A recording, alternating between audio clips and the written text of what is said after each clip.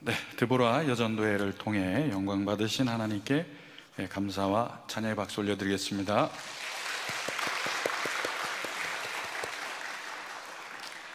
수요 저녁 예배에 나오신 모든 분들에게 하나님의 응답과 축복이 함께 계시기를 바랍니다. 좌우로 인사하시겠습니다. 잘 오셨습니다. 이렇게 한번 축복의 인사 나누시겠습니다. 그리스도의 심장이라는 제목으로 주님의 말씀의 은혜 함께 나누기를 원합니다. 3절 말씀 제가 봉독해 드리겠습니다. 내가 너희를 생각할 때마다 나의 하나님께 감사하며 4절 간구할 때마다 너희 무리를 위하여 기쁨으로 항상 간구함은. 사도 바울은 빌립보 성도들을 생각할 때마다 하나님께 감사했습니다. 기도할 때마다 기쁨으로 간구했다고 말씀하고 있습니다. 사도가 사람에게 감사하지 않고 하나님께 감사하고 있습니다. 빌립보 성도들에게 복음이 증거되도록 역사하신 분이 하나님이시고, 복음의 능력으로 살도록 복음을 또 전하게 하신 분도 하나님이시기 때문입니다. 하나님이 하셨기 때문에 하나님께 감사를 드리고 있습니다. 사도 바울이 이렇게 고백하죠. 나는 심었고 아볼로는 물을 주었으되 자라게 하시는 분은 하나님이십니다. 하나님이 빌립보 성도들을 변화시키고 새롭게 하셨기 때문에 그 성도들을 인하여서 하나님께 먼저 감사를 올리고 있습니다. 그리고 변화된 성도의 모습을 보면서 기쁨으로 중보하고 있는 것입니다. 누군가를 생각할 때마다 하나님께 감사하고 기쁨으로 간구할 수 있는 대상이 있다는 것은 그 얼마나 행복한지 모릅니다. 그 기도를 받는 대상도 행복하지만 기도를 하고 있는 나도 얼마나 행복한 삶인지 모릅니다. 저는 이러한 기도의 모습을 예전에 어머니 기도 모임에서 본 적이 있습니다. 자녀를 위한 어머니의 기도입니다. 자녀가 장성했든 안 했든지 항상 자녀를 생각하고 자녀를 품고 이 가슴으로 기도하는 그런 어머니의 눈물을 매주 본 적이 있습니다. 사도 바울의 기도는 어머니의 기도와 같이 이 그리스도의 마음, 그리스도의 심장으로 하나님 아버지께 감사하며 드리는 어버이의 기도요, 어머니의 기도입니다. 우리 교회가 서로를 향해서 사도 바울의 마음, 이 그리스도의 심장을 가지고 서로 축복하고 기도하는 공동체가 될 때에 얼마나 성령의 역사가 불일 듯 일어나서 새 사람 되는 놀라운 은혜들이 얼마나 많겠습니까? 이 사도 바울의 이 빌립보 성도들을 향한 기도를 보면서 우리는 대화는 많이 하지만 중보는 많이 하지 않는 모습을 보게 됩니다. 우리는 이 남에 대해서 얘기를 많이 하지만 정작 중보기도 하면서 그 영혼을 올려드리는 그런 기도를 하지 않습니다. 정작 우리에게 기도가 필요한 사람들은 연약한 사람들이 아니겠습니까? 주로 연약한 사람들은 이 비판의 대상이 되곤 합니다만 그들이야말로 중보가 필요한 사람들입니다.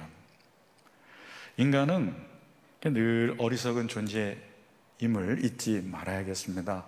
그래서 가까이에 있는 소중한 사람들을 잊고 살기가 쉽습니다. 흔히 함께 있을 때는 그 가치를 잘 모르는데 지나고 나서야 알게 됩니다. 돌아가시고 나서야 그분이 얼마나 감사한지 그리워하게 되고 지나간 관계를 인해서 감사의 마음 또 옛정의 그리운 마음이 들기도 합니다. 그래서 한참 지나서 보면 다 좋은 것입니다. 그래서 이런 말이 있습니다. present is present. 영어를 좀 써서 죄송합니다. 아마 현재가 선물이다. 프레젠트가 현재라는 뜻도 있고 선물이라는 뜻도 있는데 현재가 선물이다.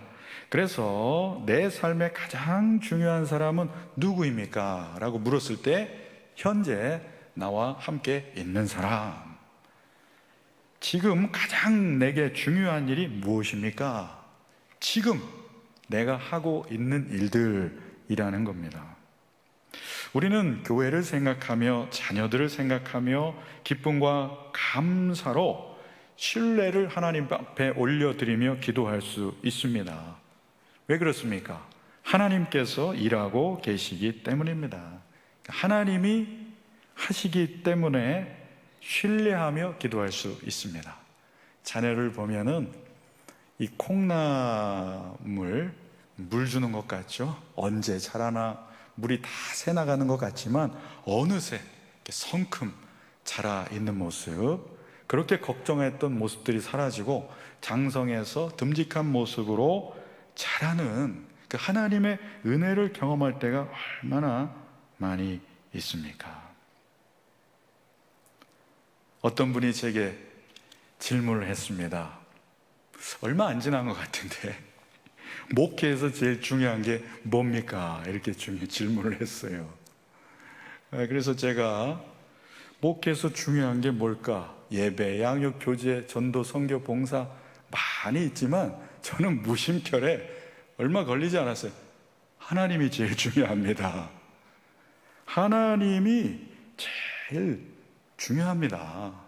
하나님 빠진 교회의 모습 생각해 보세요. 하나님 없는 우리의 모습, 하나님이 교회에서 제일로 중요하신 줄로 믿습니다. 그러니까 하나님이 하시기 때문에, 하나님이 계시기 때문에 우리는 감사하며 기쁨으로 하나님께 중보하며 간구할 수가 있습니다.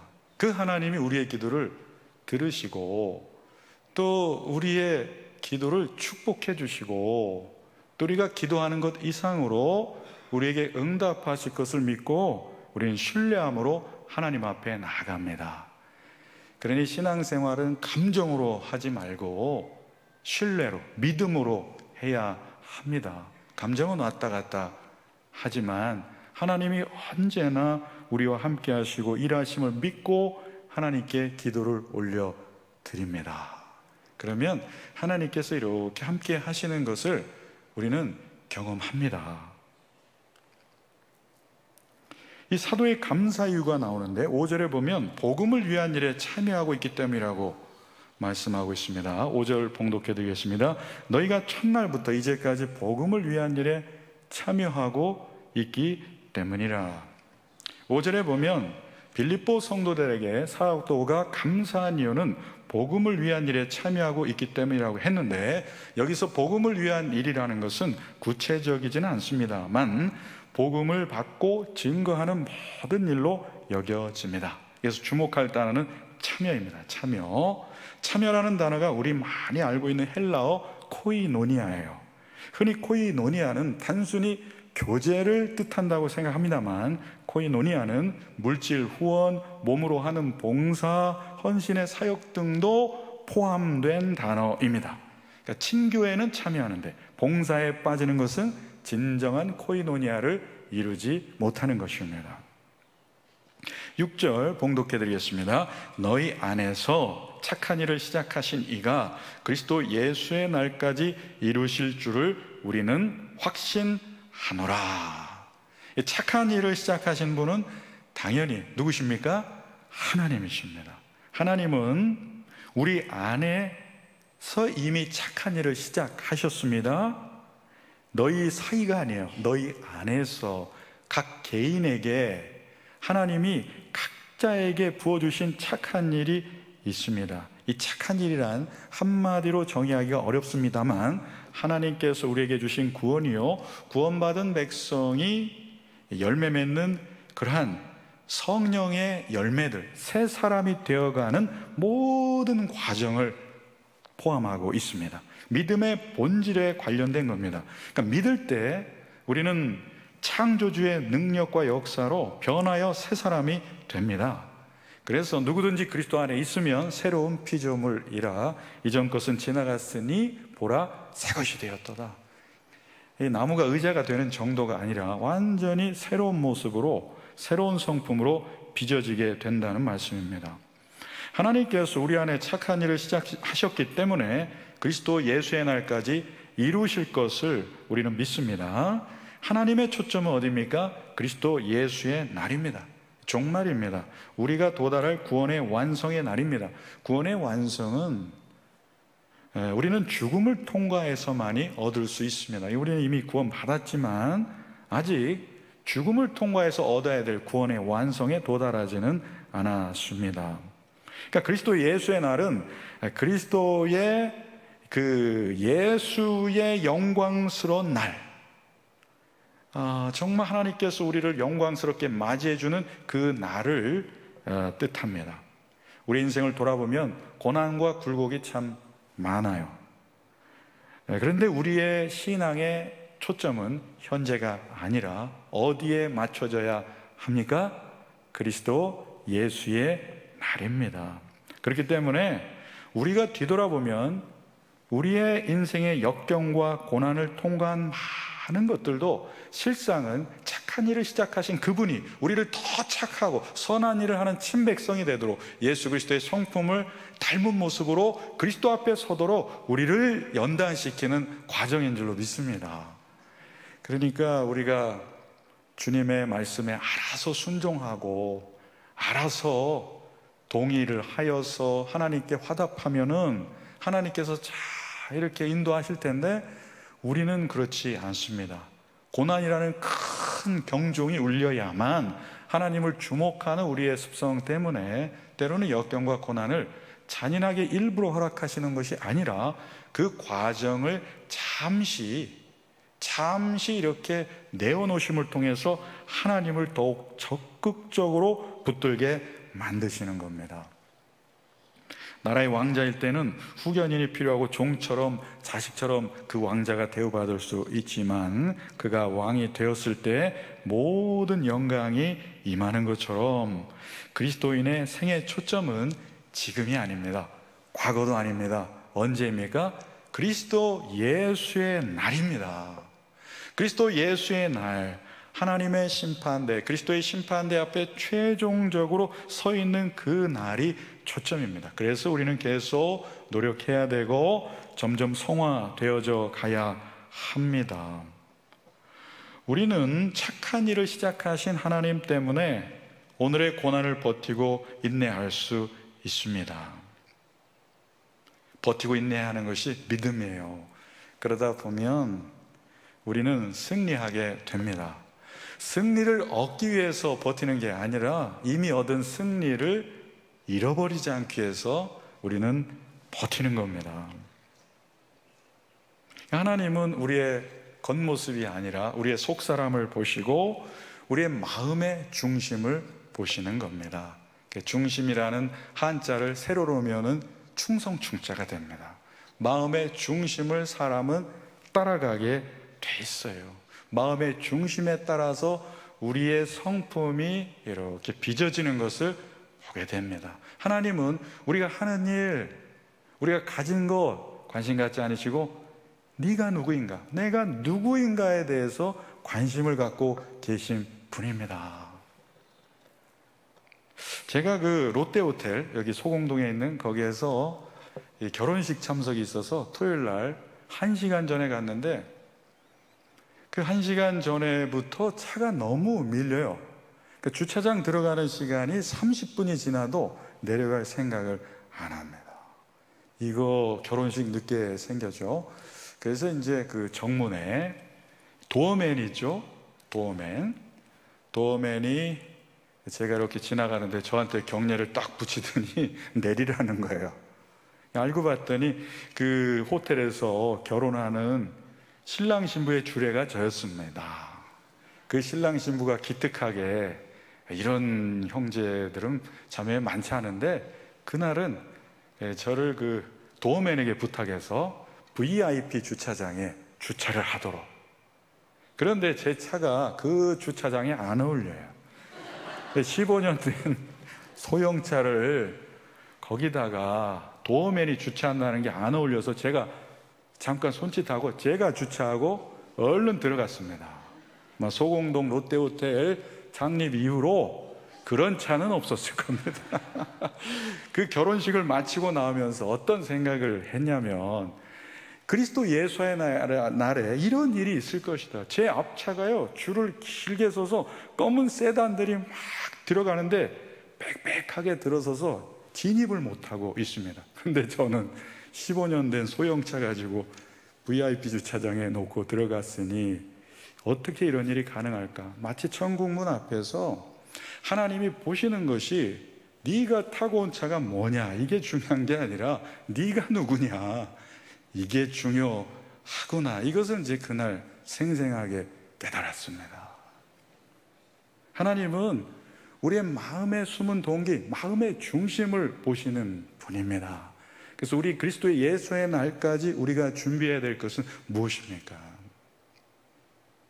우리 예수 그리스도를 닮아가는 거예요. 내 안에 착한 일을 시작하신 그분의 이 의도대로 성령의 역사하심을 따라 새 사람을 지으신 그 새 사람을 입는 그러한 창조의 새롭게 되는 그 역사하심에 우리가 동참해서 새롭게 되어지는 일입니다. 예수님을 닮아가는 일이요. 그래서 하나님의 착한 일이 많이 우리 안에 이루어졌는가, 이것을 주님은 보신다는 겁니다. 7절 봉독해 드리겠습니다. 내가 너희 무리를 위하여 이와 같이 생각하는 것이 마땅하니 이는 너희가 내 마음에 있음이며 나의 맹인과 복음을 변명함과 확정함에 너희가 다 나와 함께 은혜에 참여한 자가 됨이라. 사도가 빌립보 성도들에 대해 특심 있는 것은 내 마음에 너희가 있다, 내 안에 이렇게 들어와 있다, 이렇게 말하는 겁니다. 얼마 전은 아니지만 예전에 유명한 드라마 대사 중에 내 안에 너 있다, 이거 유명했죠? 그러나 2000년 전에 원조가 누굽니까? 사도 바울이에요. 내 안에 너 있다. 더 원조가 있습니다. 예수님 요한복음 15장 내가 너희 안에, 너희가 내 안에. 그러니까 내 안에 너 있다는 원래 하나님의 대사입니다. 우리는 하나님 안에, 하나님이 내 안에. 아니 그 창조주 하나님이 내 안에 있다니 놀랍습니다. 그래서요, 눈을 감고 기도하면 하나님으로 인해서 생이 든든하고 만족하고 새 창조의 역사가 나를 새롭게 빚어가시는 은총을 누리게 됩니다. 그러니까 자주 눈을 감게 되고 하나님 앞에 기도하게 되죠. 기도하면 성령이 일하십니다. 하나님이 역사하시기 때문에 우리를 그리스도의 형상으로 빚어가세요. 그러니까 눈 감고 기도하면 회개할 게 얼마나 많은지 모릅니다. 눈만 감으면 회개할 거예요. 그래서 그리스도 앞에 나오는 모든 예배와 기도와 교제의 양육은 사실은 회개하는 시간입니다. 악기하는 분들은 조율을 하잖아요. 그리스도의 기준에 이렇게 합한 마음 갖도록 조율하는 영적 조율의 시간입니다. 바울과 빌립보 성도들과의 관계를 함께 은혜에 참여한 자라고 했는데, 은혜를 함께 나눈 자라는 뜻입니다. 은혜 함께 나눈 경험이 있는 관계는 정말 친밀하고 유대감이 깊어집니다. 제가 가정사역하면서 하나 깨달은 게 있습니다. 밥을 많이 먹는다고 친해지는 게 아니에요. 좀 생각을 해보셔야 되는데, 누구를 빗댄 겁니까? 부부를 보십시오. 30년째 밥 드시고 계신데 좀처럼 안 친해져요. 어떤 분은 50년, 40년 밥 많이 드셨어요. 그런데 뜻대로 잘 합쳐지지가 않습니다. 왜 그렇습니까? 그만큼 사람이 자기중심적입니다. 그런데 언제 마음이 합쳐집니까? 은혜를 나누면. 은혜를 나누고 손잡고 한번 기도해 보세요. 마음이 이렇게 합해지는 그런 묘한 느낌을 받습니다. 하나님께 맞춰야 우리는 하나가 될 수 있습니다. 은혜를 나누는 그런 관계. 그래서요, 커피 마시면서 대화 남 얘기 많이 하고 다른 얘기 많이 하면 허무해요. 은혜 나누면 만족감이 있습니다. 주일마다 커피숍에서 또 커피 마시면서 함께 나누는 대화 중에 대부분이 큐티한 말씀을 나누는 은혜의 나눔 되기를 주의 이름으로 축원드립니다. 아멘. 그러면 서로 은혜 받고 함께 성장해 갑니다. 한번 해보세요. 은혜를 나누는 자였다, 이렇게 고백합니다. 그리고 8절 마지막 절에 함께 읽어보겠습니다. 시작. 내가 예수 그리스도의 심장으로 너희 무리를 얼마나 사모하는지 하나님이 내 증인이시니라. 아멘.